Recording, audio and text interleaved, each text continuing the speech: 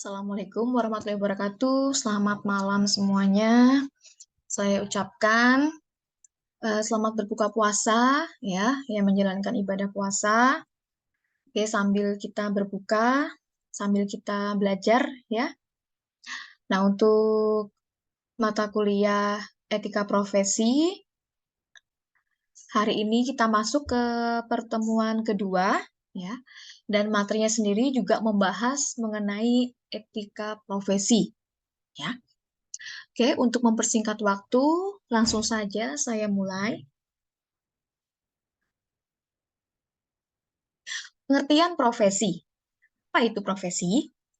Profesi adalah suatu pekerjaan atau kegiatan yang dilakukan sebagai lahan mencari nafkah dengan mengandalkan keahlian, keterampilan, kemahiran yang tinggi dengan melibatkan komitmen pribadi atau moral. Kemudian, di dalam profesi itu pasti memiliki syarat-syarat tertentu. Apa saja syaratnya? Yang pertama, yaitu melibatkan kegiatan intelektual. Ya. Kemudian yang kedua adalah menggeluti suatu batang tubuh ilmu yang khusus. Yang ketiga, memerlukan persiapan profesional dan bukan sekedar latihan. Kemudian yang keempat adalah memerlukan latihan dalam jabatan yang berkesinambungan. Yang kelima, ini ada menjanjikan karir hidup dan keanggotaan yang permanen. Kemudian yang keenam, mementingkan layanan di atas keuntungan pribadi. Dan yang ketujuh adalah mempunyai organisasi profesional yang kuat dan biasanya terjalin erat. Dan yang terakhir adalah menentukan standarnya sendiri, dalam hal ini adalah kode etik. Ya. Jadi yang namanya profesi itu pasti ya berhubungan dengan suatu ilmu pengetahuan, ya. Kemudian pasti lebih mementingkan layanan untuk orang banyak, ya, di mana profesi tersebut pasti memiliki yang namanya organisasi, di mana organisasi ini menaungi berbagai macam profesi, ya, untuk membantu mengatasi permasalahan-permasalahan dari para anggota maupun dari profesi itu sendiri, ya. Sebagai contoh, misalnya seperti profesi dokter, nah ini ada organisasi yang menaungi, ya. Contohnya seperti IDI, ya. Kemudian ada juga untuk profesi guru, nah ini juga ada suatu organisasi yang menaungi, yaitu PGRI, ya. Dan masih banyak lagi. Kemudian selain itu,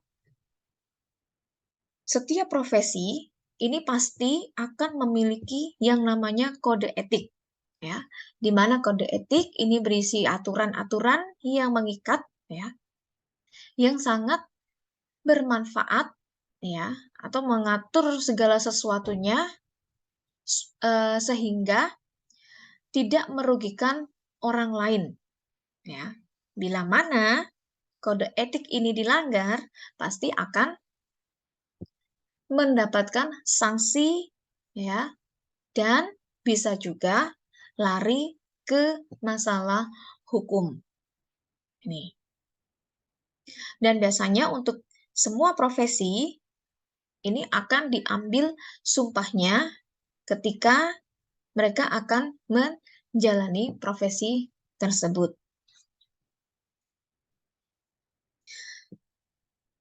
Selanjutnya ada yang namanya ciri-ciri profesi. Apa saja cirinya? Yang pertama ini adanya pengetahuan khusus, ya. Kemudian yang kedua adalah adanya kaidah dan standar moral yang sangat tinggi. Kemudian yang ketiga, mengabdi pada kepentingan masyarakat. Yang keempat, ada izin khusus untuk bisa menjalankan suatu profesi.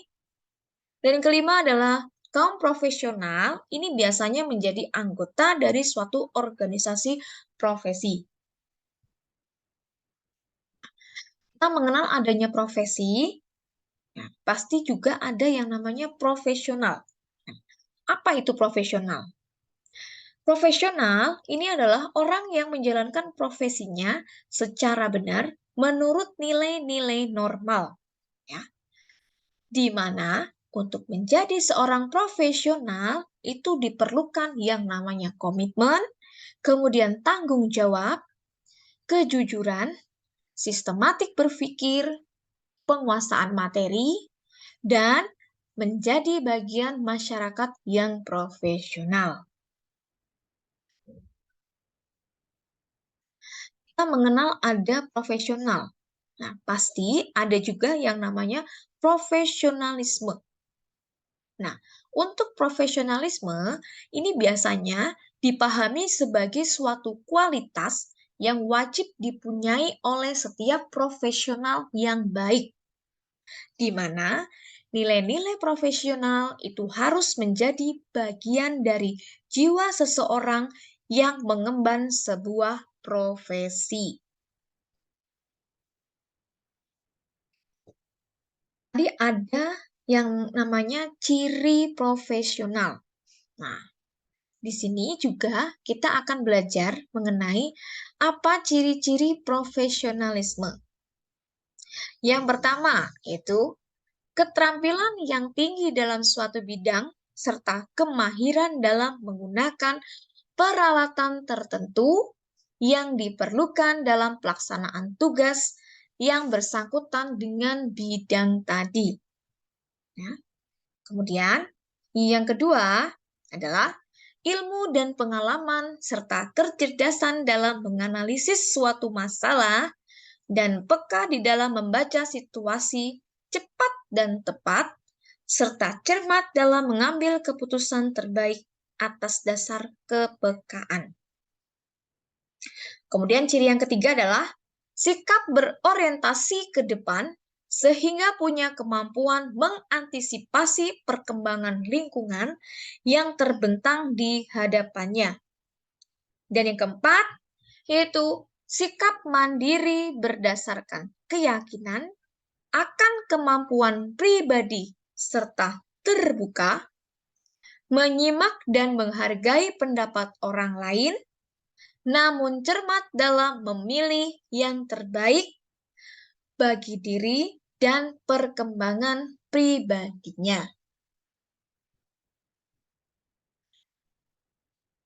Selanjutnya, kita akan mempelajari tentang kode etik. Ya. Setiap profesi itu pasti akan berkaitan dengan yang namanya kode etik. Ya. Apa itu kode etik? Kode etik ini adalah aturan-aturan susila atau sikap akhlak yang ditetapkan bersama dengan ditaati secara bersama oleh para anggota yang tergabung di dalam suatu organisasi. Dalam hal ini adalah organisasi profesi.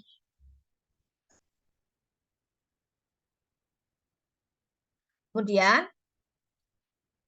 kode etik ya, ini berbeda dengan kode etik profesi. Ya. Kalau kode etik saja, ini lebih meningkatkan pembinaan para anggota, sehingga mampu memberikan sumbangan yang berguna di dalam pengabdiannya pada masyarakat. Selain itu, kode etik ini juga bisa dikatakan suatu norma atau asas yang diterima oleh suatu kelompok tertentu sebagai landasan tingkah laku sehari-hari, baik itu di masyarakat maupun di tempat kerja.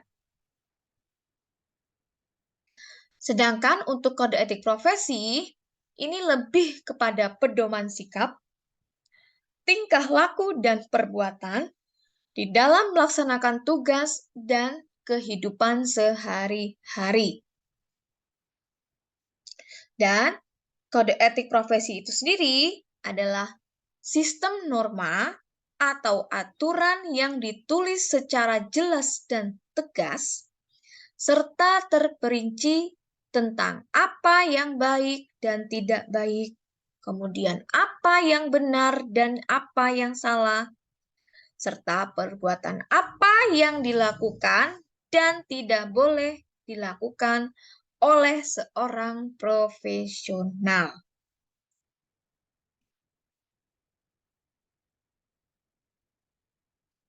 Selanjutnya, apa tujuan dari kode etik itu sendiri? Ya.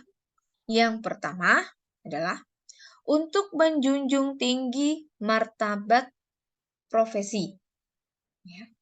Kemudian, yang kedua adalah untuk menjaga dan memelihara kesejahteraan para anggota. Yang ketiga, untuk meningkatkan pengabdian para anggota profesi. Dan yang keempat, untuk meningkatkan mutu profesi. Selain itu, ada juga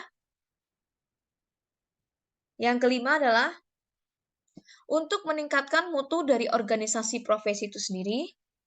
Yang keenam, meningkatkan layanan di atas keuntungan pribadi. Kemudian yang ketujuh adalah mempunyai organisasi profesional yang kuat dan terjalin erat. Dan yang kedelapan adalah menentukan standar suatu profesi.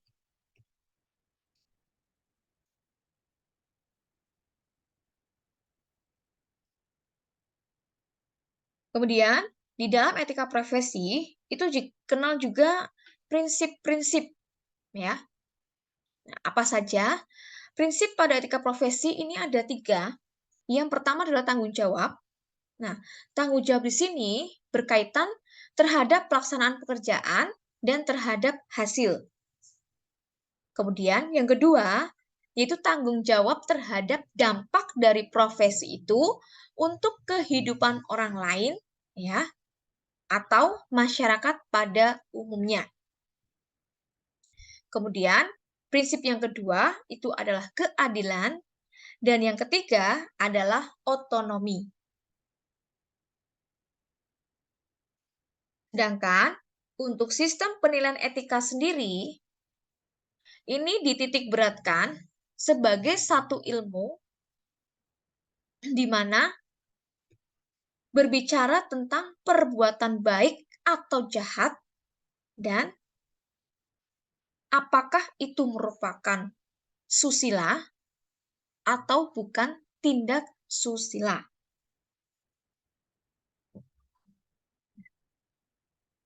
Dan untuk sistem penilaian etika, perbuatan atau kelakuan seseorang yang sudah menjadi sifat baginya atau sudah mendarah daging, nah ini yang dikenal dengan istilah akhlak atau budi pekerti. Ya. Di mana budi itu tumbuhnya di dalam jiwa, ya. Bila telah dilahirkan dalam bentuk perbuatan, itu sudah berbeda, ya. Nah, sudah bukan budi lagi, namun berubah menjadi pekerti. Ya. Sehingga bisa disimpulkan, suatu budi pekerti ini adalah pangkal penilaian dari dalam jiwa, yaitu dari semasih berupa angan-angan, kemudian berubah menjadi cita-cita, berubah lagi menjadi niat hati, nah, sampai ia lahir keluar berupa perbuatan nyata. Nih, ya. Ini adalah sistem dari penilaian etika. Nah, di dalam penilaian etika, ini ada 3 tingkat nilai suatu kebaikan. Ya. Yang pertama, yaitu ketika masih belum lahir. Ya. Jadi ketika belum lahir menjadi suatu perbuatan, jadi ini masih berupa rencana dalam hati, atau biasa kita kenal dengan istilah niat. Ya. Nah, kemudian itu akan naik lagi pada tingkat kedua, yaitu setelah lahir akan menjadi perbuatan nyata. Nah, ini yang disebut dengan pekerti. Kemudian akan meningkat lagi, yaitu akibat atau hasil dari perbuatan tersebut.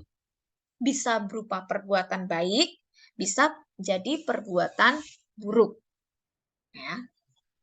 Ini merupakan tiga tingkatan ya dari suatu nilai kebaikan. Dimulai dari suatu niat, ya masih angan-angan, jadi punya niat nih.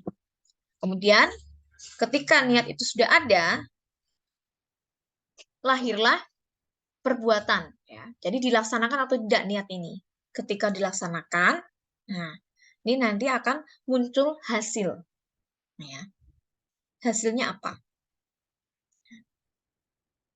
Kalau niat kita sudah buruk, ya otomatis akibatnya itu juga hasilnya pasti buruk. Ya. Tapi kalau kita punya niatnya baik, ya pasti ke depannya ya hasil maupun akibatnya juga akan baik untuk diri kita sendiri. Ya, semua balik lagi tergantung pilihannya ada pada diri kita masing-masing. Untuk realisasi kebaikan sendiri, ini ada beberapa. Ya. Yang pertama, tujuannya baik, tetapi cara untuk mencapainya tidak baik. Ya. Kemudian yang kedua, tujuannya itu tidak baik. Cara mencapainya kelihatannya baik. Ya. Yang ketiga, tujuannya tidak baik dan cara mencapainya itu juga tidak baik. Dan yang keempat adalah tujuannya baik, tetapi cara mencapainya terlihat baik. Ya. Jadi, untuk merealisasikan kebaikan itu ada 4 ya, dan ini biasanya pernah ya semua orang tuh pasti pernah mengalami punya tujuan baik, tapi kadang nah caranya itu kurang pas ya. Sebenarnya niatnya baik, tapi cara menyampaikannya itu kurang cocok ya atau kurang pas. Ada juga dia yang tujuannya sebenarnya nggak baik. Nah, tapi caranya kelihatan di depan orang itu baik, tapi sebenarnya enggak ya. Itu pasti pernah kita jumpai dimanapun kita berada. Kemudian, apa pentingnya dari etika profesi? Ya. Yang pertama, etika ini dirupakan dalam bentuk aturan atau kode tertulis yang secara sistematik sengaja dibuat berdasarkan prinsip-prinsip moral yang ada dan pada saat yang dibutuhkan akan bisa difungsikan sebagai alat untuk menghakimi segala macam tindakan yang secara logika rasional umum atau common sense ini dinilai menyimpang dari kode etik. Ya. Sedangkan yang kedua, sebuah profesi ini hanya bisa memperoleh kepercayaan dari masyarakat apabila dalam diri para elit profesional tersebut ada kesadaran yang kuat untuk mengindahkan etika profesi pada saat mereka ingin memberikan jasa keahlian profesi kepada masyarakat yang memerlukannya. Ya.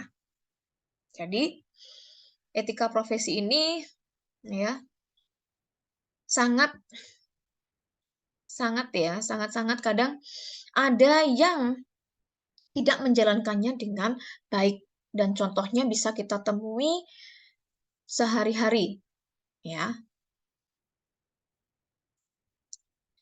Contohnya juga banyak kasus-kasus yang saat ini sedang ya melejit ya, yang sangat viral.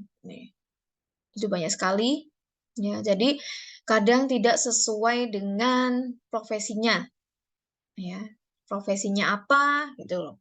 Tapi dia bukan lebih membela masyarakat yang membutuhkan ya, tapi lebih membela kepada kepentingan-kepentingan tertentu ya.